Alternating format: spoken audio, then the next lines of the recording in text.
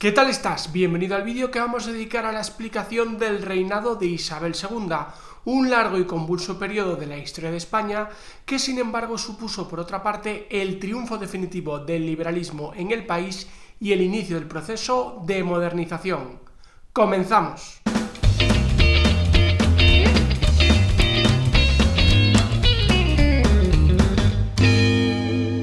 Si bien distinguimos 5 etapas en el reinado de Isabel II, 1833-1868, hay que tener en cuenta que las dos primeras corresponden a la minoría de edad de la reina.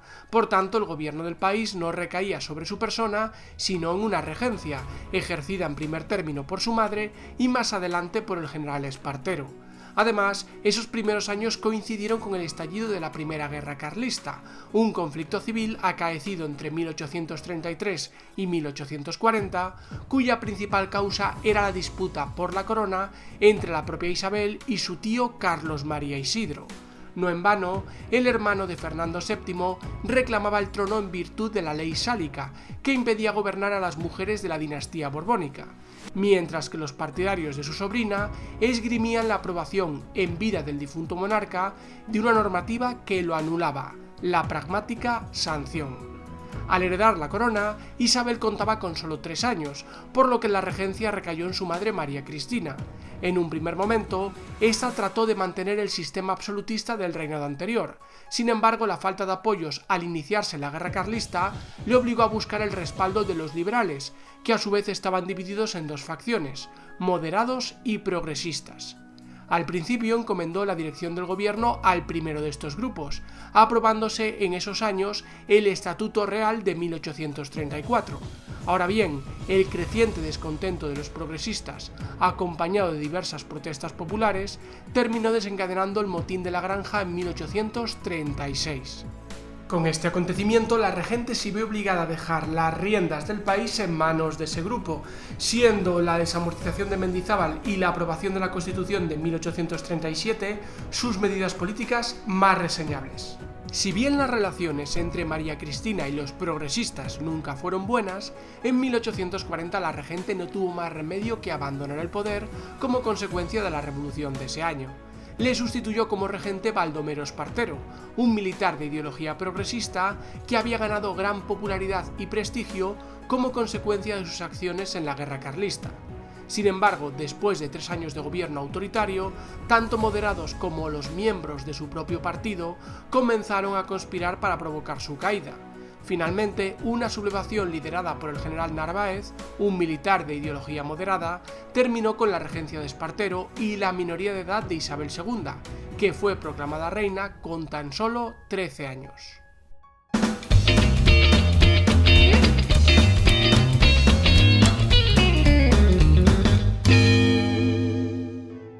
La Primera Guerra Carlista fue un conflicto civil que se desarrolló en España entre 1833 y 1840. La causa principal era que los carlistas querían que el rey fuese el infante Carlos María Isidro y que se mantuviese el absolutismo, mientras que los liberales deseaban que fuese Isabel II para así implantar el liberalismo. Por su parte, la Segunda Guerra Carlista tuvo lugar entre 1846 y 1849 y se debió, al menos en teoría, al fracaso de los intentos de casar a Isabel II con el pretendiente carlista Carlos Luis de Borbón. El conflicto se limitó a un levantamiento popular en distintos puntos de Cataluña. Las consecuencias de estas dos primeras guerras carlistas deben ser tenidas en cuenta para poder entender gran parte del siglo XIX español, tanto en cuestiones políticas como económicas. En primer lugar, hay que señalar que la primera de ellas fue un conflicto muy sangriento, generando un alto coste en vidas humanas. Además, en el plano político, contribuyó a la definitiva inclinación de la monarquía española hacia el liberalismo, pues el agrupamiento de los absolutistas en torno a la causa carlista convirtió a los liberales en el único apoyo al trono de Isabel II. Estos conflictos también condujeron al reforzamiento del protagonismo de los militares en la política española, pues el ejército fue un elemento fundamental para la defensa del sistema liberal. En lo económico hay que destacar los enormes gastos generados por la Primera Guerra Carlista, que pesaron como una losa sobre la pésima situación de la hacienda estatal, condicionando de alguna manera a algunas de las reformas económicas, como fue el caso de la desamortización de Mendizábal.